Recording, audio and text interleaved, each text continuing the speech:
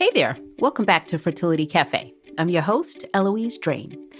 Postpartum depression is unfortunately quite common in women. However, the way society, mental health professionals, and medical professionals react to postpartum depression is vastly different for surrogates than mothers who birth their own children. In this episode, we'll normalize postpartum depression, talk about the unique challenges surrogates face with the condition, and offer ideas and resources to help surrogates through this tough chapter. First, let's talk about what postpartum depression is. Some women experience what's referred to as the baby blues soon after giving birth. The depression-like symptoms of the baby blues are mild and usually dissipate within 2 weeks after delivery. However, postpartum depression is often severe and interferes with a woman's ability to go about her normal daily functioning. According to a meta-analysis study published by the NIH, or the National Institute of Health, postpartum depression most commonly occurs within 6 weeks after childbirth and occurs in about 6.5% to 20% of women.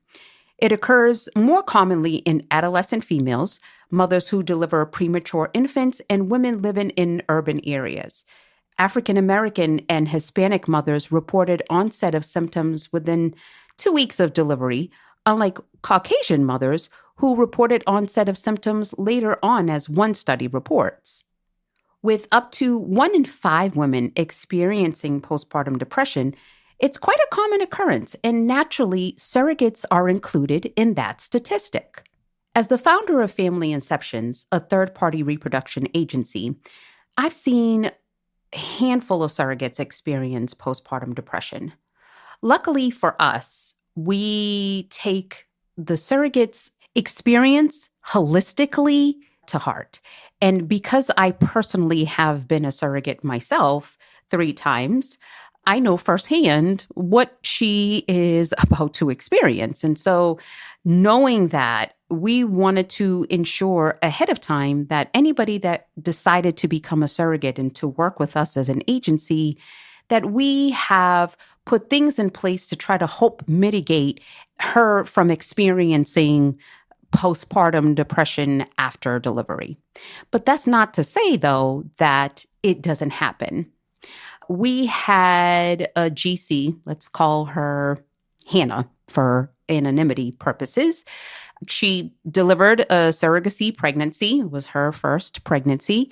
And she delivered a full-term, healthy baby, no complications. She had an amazing relationship with her intended parents.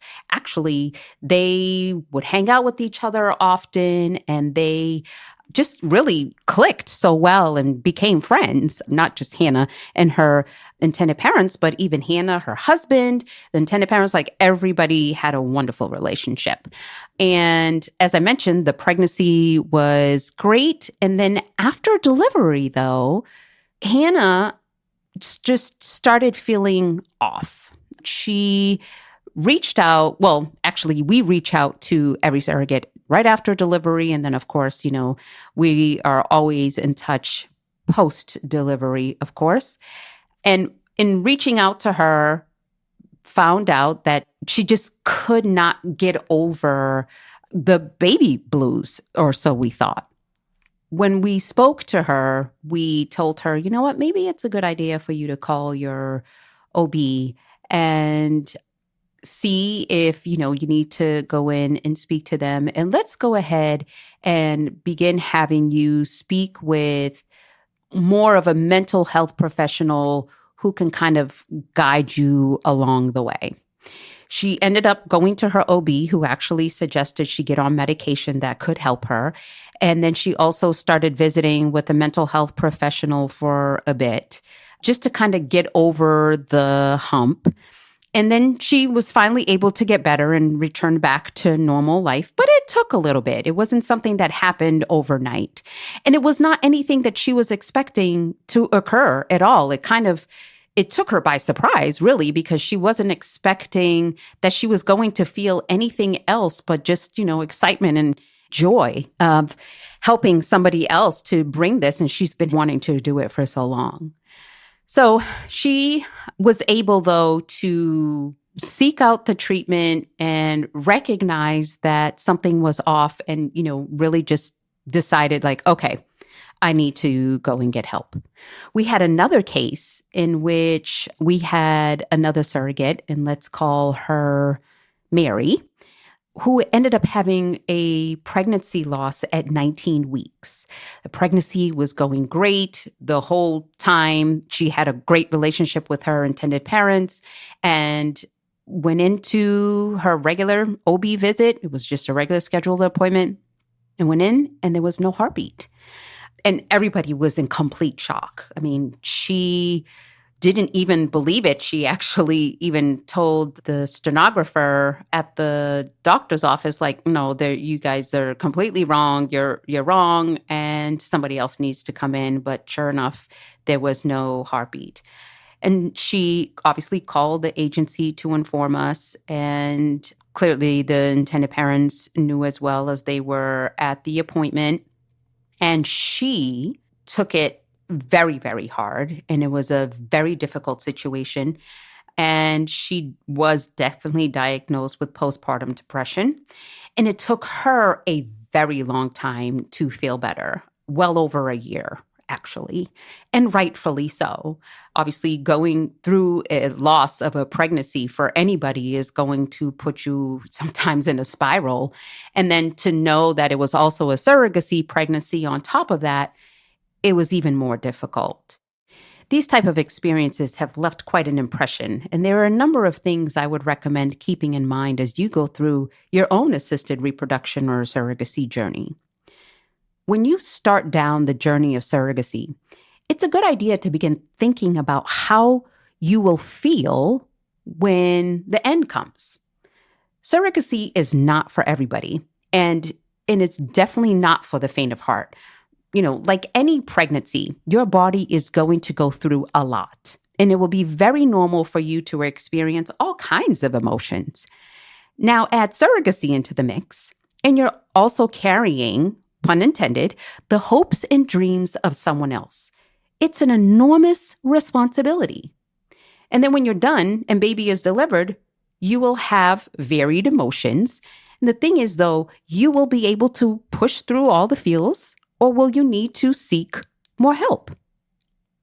And it's okay to need to seek more help. That's just the thing about it. One thing to do if you're just now starting on your surrogacy journey is to ask other surrogates of their experiences and how they feel or felt. There are a lot of surrogacy Facebook groups that you can join, and it's also a good idea to begin developing a relationship with other women who are going through this, maybe a mental health professional, maybe a case manager, a friend, someone you can share what you're experiencing that actually understands.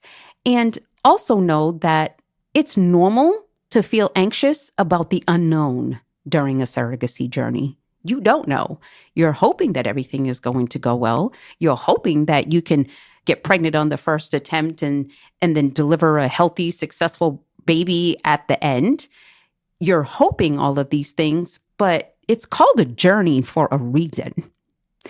And surrogacy is definitely a journey. It doesn't always take on the first attempt. It doesn't always go smoothly as far as a pregnancy is concerned. It doesn't always have rainbows and stars and all of the things that you hope for when you decide that you want to go down this route. Now, what if you're a surrogate currently and you're already having a feeling of dread for delivery? It's a great idea to begin seeking assistance from a mental health professional from now. They can provide you with guidance and help you to prepare for the day and for the times after. It's okay to seek help during the surrogacy journey. Matter of fact, it actually is encouraged to seek help while you're going through a surrogacy journey. You cannot do surrogacy on your own. You can't. It's just not even possible. Not just for, the help with someone with your kids or the help around the house or whatever. You cannot do surrogacy on your own, just on the emotional side, just on your own. Trust me, it is not possible. Being that I've gone through 3 journeys, those 3 journeys also included 7 rounds of IVF. And if you were a surrogate and you had to take progesterone injections, that can cause you to go into depression all on its own. And taking them shots is no easy feat. I used to get angst sometimes in having to give myself these shots because even though, yes, my husband was home, he would see the needles and would damn near pass out. So I had to figure it out and I had to give it to myself. And for me, I didn't necessarily have postpartum depression after the delivery, but I would definitely get angst when I knew that it was time to take these progesterone injections. Like every single day, I would get this angst knowing that I had to take this shot. So what would I advise if you're a GC who recently gave birth and may be experiencing postpartum depression? Not that you're starting and, considering it. Well, let's get to the end. And you are now at the end. And what possibly can you do? Well, be sure to speak to your OB and seek out assistance from a mental health professional. That is definitely the first thing that I would say. I would reach out to your agency if you had one and see if they can provide you with help. Definitely seek help. That is the biggest thing. You don't need to go through it alone and know it's okay to feel what you feel. You just brought a life into the world. And our bodies are set up to take care of that baby immediately after. It's truly in our DNA makeup. When that's not possible, it's going to go through some things. Give yourself grace. Postpartum is not exactly the same for everyone. Some people may feel sadness or loss. Some may be irritable, have trouble sleeping, or poor communication. Whatever it is, it's okay to seek out treatment.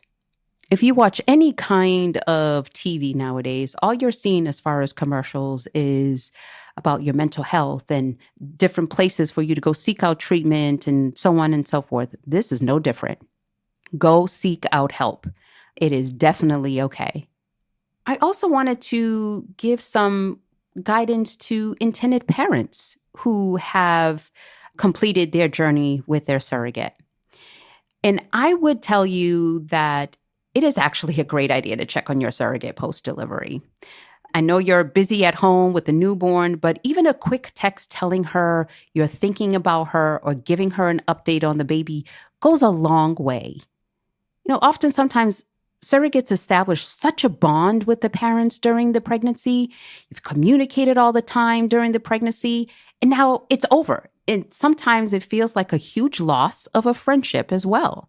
I know for me personally, I did have a sense of loss after each one of my journeys. I think mine was more upfront as far as the angst, more so than at the end. But at the end, my feeling was the loss of the relationship that I had built with my intended parents more so than the loss of a child, because we were in constant communication with each other all the time. It was texting, it was phone calls. We would meet up after they attended the appointments. We would, have lunch after the appointments. My intended parents actually came to my house and would have dinners. And one of my set of my intended parents, we even shared Thanksgiving together at one point. So after the babies were born, it was a huge transition to have very little communication with them. And, in the beginning, it definitely was hard trying to process all of those emotions that you're now feeling. Luckily for me, I was able to process it and got what I needed from other people that are around me and other people that cared for me. And I was still in communication with the intended parents as well, just nothing like how it was during the pregnancy. So you just need to realize that everybody is going to feel differently. Like there's no two people alike and there's no two exact surrogacy journeys alike. And if you are one that ends up feeling more than the baby blues, then I would definitely seek out treatment for sure. And don't feel any kind of way because you need to seek out treatment and you shouldn't have felt anything but excitement or whatever like the surrogate Hannah is what we called her, she felt like she should be, after delivery, that she should have been fine and that she should have been excited and all of the things. So it's totally okay to feel the spectrum of emotions. We all feel spectrums of emotions. Shoot, I can tell you, I feel spectrums of emotions all day long sometimes. So now add in the mix of hormones and delivering a baby, and who knows if the delivery was easy. It could have been a very difficult delivery. You could have had to have an emergency C-section like I did. And actually, I had one vaginal and one C-section within an hour of each other. So I can definitely relate to having all of those crazy emotions after a delivery. But I also know that if you seek out treatment, if you allow yourself grace, you will get past it. And it will get to a point where hopefully you will have the excitement or at least the peace of being able to have done a surrogacy journey. So I hope you found this discussion helpful as you weigh your next steps. Thank you so much for listening. If you found this episode helpful, please rate Fertility Cafe on your favorite listening platform and share this episode with anyone you think could benefit from hearing it. Join us next week for another conversation on modern family building. Thank you so much for joining me today. Until next time, remember, love has no limits. Neither should parenthood.